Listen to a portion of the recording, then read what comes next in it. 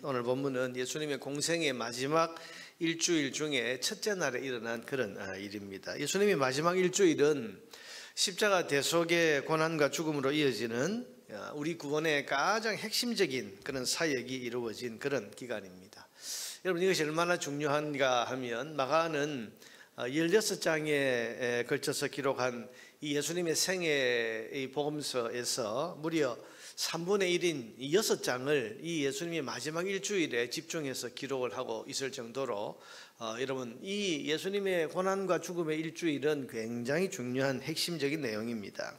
여러분, 이는 사실은 우리 예수님이 행하신 기적도 중요하고 또 예수님의 가르침도 중요하지만은 그러나 십자가 고난과 죽음이야말로 예수님이 이 땅에 오신 가장 중요한 목적이고 또 우리 신앙에 있어서 이 십자가 고난과 죽음을 모르거나 또 이것을 믿지 않고서는 우리가 예수님을 안다는 것이 아무 의미가 없어질 정도로 이 마지막 이 십자가 고난과 죽음의 일주일의 이 행적은 중요한 것이고 또 이 마지막 일주일에 담긴 의미가 우리 구원에 있어서 가장 중요한 그런 내용을 담고 있다고 할 수 있습니다. 여러분, 우리는 기적을 일으키는 예수님의 능력을 믿는 것도 중요하고 또 그 예수님의 주옥 같은 가르침을 잘 아는 것도 중요하지만은 예수님의 고난과 죽음을 분명히 알고 믿어야 됩니다. 이것이 우리 구원을 가져다 주는 가장 중요한 진리이기 때문입니다. 여러분, 신앙을 그냥 내가 예수 믿어서 은혜 받고 복 받고 어떤 기적적인 능력을 체험하는 여러분 여기에 그쳐서는 안 되고, 신앙을 그저 내가 어떤 좋은 가르침, 인생에 좋은 어떤 교훈을 얻기 위해서 여러분 그렇게 신앙생활을 하는데 그쳐서도 안 되고, 십자가 고난과 죽음을 알고 십자가 고난과 죽음의 그 의미와 가치를 마음에 깊이 새기고 알고 믿는 것이 있어야 이게 진짜 진정한 신앙이라고 할 수 있는 것입니다. 그 가운데 이 일주일 가운데서 첫째 날 예루살렘 입성은 어떤 의미가 있겠습니까? 이 일을 통해서 우리는 무엇을 알아야 되고 무엇을 믿어야 될까요? 첫째로 여러분, 어린 나귀를 타고 예루살렘으로 들어오신 이 예수님의 모습을 통해서 우리는 예수님이 성경에 예언된 우리의 구원자이신 것을 확실히 믿어야 됩니다.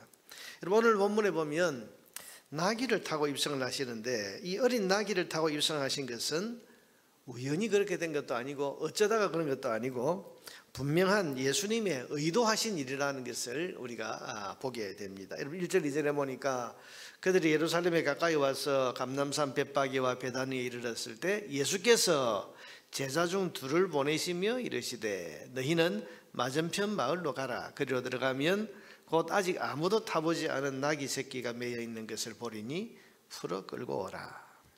예수님께서 여러분 이 일을 지금 직접 지시하고 계십니다. 예수님 의도를 가지신 거죠. 예루살렘에 들어갈 때 어린 나귀를 타고 들어가야 되겠다. 3절에 보면 만일 누가 너희에게 왜 이렇게 하느냐 묻거든 주가 쓰시겠다 하라. 그리하면 즉시 이리로 보내리라 하시니, 이것에 대해서는 여러 가지 해석을 할 수 있지만 여러분 적어도 이것은 미리 누군가에게 이런 날이 올 거니까 그날에 내가 이렇게 말하면 그 어린 나귀를 꼭 그 제자들에게 주어라, 그렇게 사전에 미리 약속된 준비하도록 사전에 지시하신 것이라는 것을 우리가 짐작해 볼 수 있습니다. 여러분, 이러 보건대 예수님은 십자가를 지기 위해서 예루살렘으로 들어오실 때 그냥 걸어서 들어오는 것을 원한 것이 아니고 아무도 모르게 숨어서 들어오신 것이 아니고 어린 나귀를 타시고 공개적으로 들어오시려고 처음부터 계획하고 작정하고 준비하셨다는 것을 알 수 있습니다. 왜 그렇게 하셨나 하면 이것이 바로 성경에 예언된 메시아의 모습이기 때문입니다. 여러분, 스가랴 9장 9절 말씀에 보면 시온에 따라 크게 기뻐할지어다 예루살렘에 따라 즐거이 부를지어다 보라 내 왕이 네게 임하나니. 하나님이 보내시는 왕이 임할 때 그는 공의로우시며 구원을 베푸시며 겸손하셔서 나귀를 타시나니 나귀의 작은 것 곧 나귀 새끼니라. 여러분, 예수님 오시기 수백 년 전에 스가랴라는 선지자를 통해서 하나님께서는 내가 장차 보낼 왕 메시아는 어린 나귀를 겸손해서 어린 나귀를 타고 너희 앞에 올 것이다, 그렇게 예언하셨는데, 다시 말하면 여러분, 하나님이 보내시는, 여러분 보세요, 하나님께서 메시아를 보내시는데 하나님이 보내신 메시아라는 사실을 어떻게 알 수 있냐? 그 여러 가지 베들레헴에서 태어나시고 동정역에서 태어나시고 여러분 이렇게 여러 가지 다른 징표들이 있지만 그 여러 징표 중에 하나가 뭐라는 거죠? 어린 나귀를 타고 들어오신다. 메시아의 징표입니다.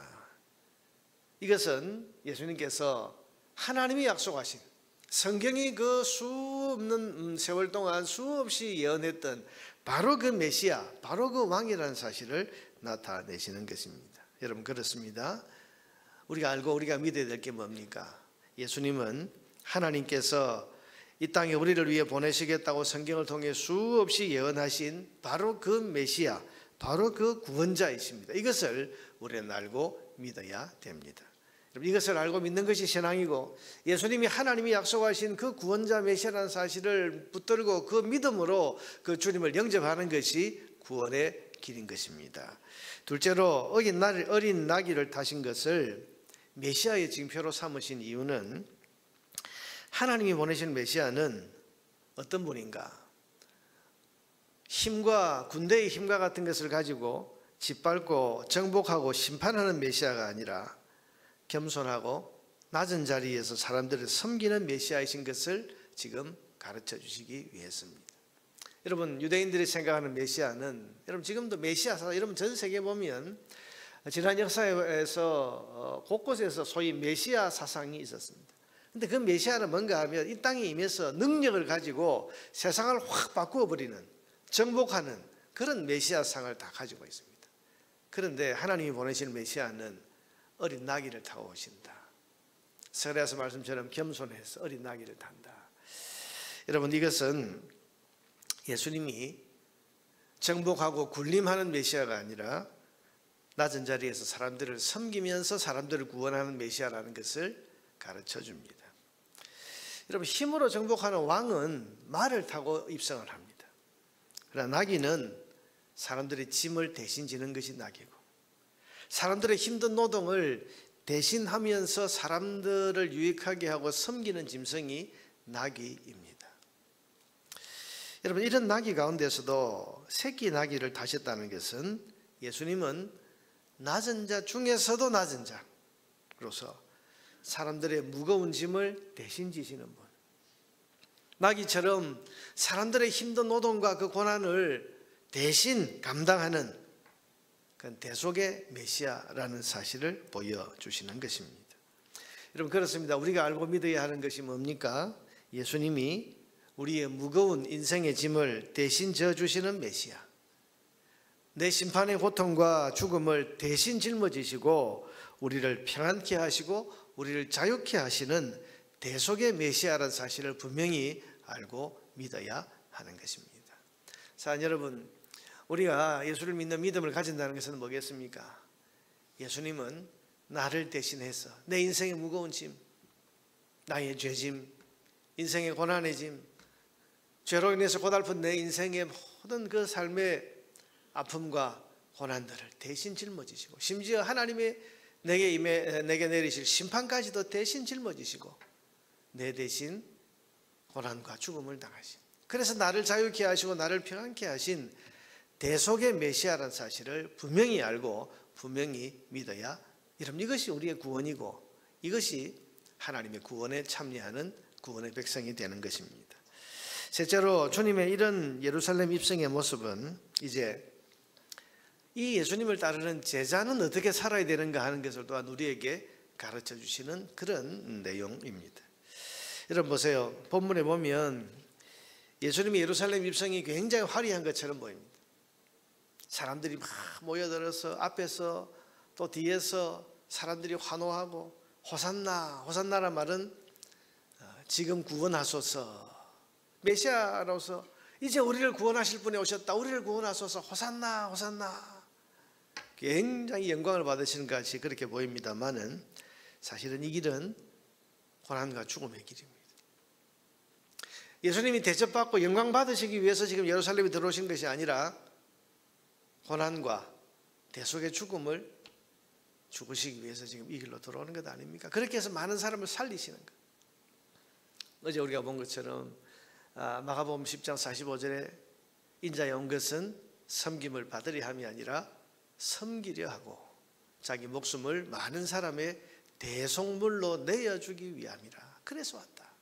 그 말씀 그대로 주님이 지금 그 말씀 그대로 내가 그 일을 위해서 왔다. 섬기고 내 목숨을 다른 사람을 위한 대속물로 내어주기 위해서 왔다고 하신 말씀 그대로 지금 섬기시고 자기 목숨을 대속물로 내어주시기 위해서 지금 예루살렘 성으로 들어오시는 거 아닙니까? 십자가를 바라보시면서. 그런 주님을 따르는 주님의 제자들은 지금 영광받는 줄 알고 좋아하고 있습니다만은 그러나 그게 아닙니다. 어린 나귀를 타고 그렇게 지금 예루살렘 성으로 들어오시는 예수님은 섬김과 죽음으로써 다른 사람, 다시 말하면 희생과 섬김으로 다른 사람들을 살리기 위한 그 길을 지금 걸어오고 계시는 것입니다. 제자는 그 길을 따라가야 되는 사람들. 여러분, 주님의 뒤를 따르는 제자들은 이런 희생과 섬김으로 다른 사람들을 살리신 주님 닮은 삶을 살면서 주님의 뒤를 따라가야 됩니다. 여러분, 우리는 예수로 인해서 영광받고 예수로 인해서 내가 남들 위해 더 높은 자리에 서기 위해서 주님의 뒤를 따르는 사람들이 아닙니다. 그런 마음으로 주를 따랐던 두 제자는 주님께 책망받았죠. 주님 영광 받으실 때 하나는 오른쪽에 하나는 왼쪽에 서게 해주세요. 책망받았습니다. 그 길은 그런 길이 아닙니다. 주님의 뒤를 따르는 길은 주님처럼 여러분 주님의 섬김과 주님의 희생의 은혜를 받아서 내가 구원함을 얻었기 때문에 이 은혜 받은 내가 주님처럼 섬기고 희생하는 삶을 통해서 다른 사람들을 살리고 주님의 뜻을 이루는 그 삶을 우리가 살아야 하는 것입니다. 여러분, 섬김과 희생의 은혜를 입었으니 나도 섬김과 희생의 삶으로 주님의 뜻을 이루는 삶. 여러분, 이것이 주님의 뒤를 제대로 따라가는 제자의 길입니다. 여러분, 우리가 주님을 믿고 주님의 제자로서 구원받은 백성으로서 이 땅을 남은 인생을 산다는 것은 주님 가신 이 십자가 길을 뒤따라간다는 것입니다. 누구든지 나를 따르려거든 자기를 부인하고 자기 십자가를 지고 나를 따를 것이니라고 말씀하신 대로 섬김과 희생을 우리는 생각하고 또 주님의 닮은 모습으로 우리 남은 인생의 길을 걸어가야 할 것입니다. 여러분, 지금 우리는 이제 고난 주간을 앞두고 이제 사순절 기간을 보내고 있습니다. 어린 나귀를 타고 십자가로 향하시는 이 주님의 모습을 우리가 마음에 깊이 묵상하면서 내가 지금 따라가는 이 신앙의 삶이 주님을 제대로 따라가는 그런 신앙의 삶인지를 깊이 돌아보고 또 주님 닮은 삶을 우리가 살면서 주의 뒤를 따라가기를 결단하고 기도하는 그런 기도의 시간이 되시기를 주님의 이름으로 축복합니다.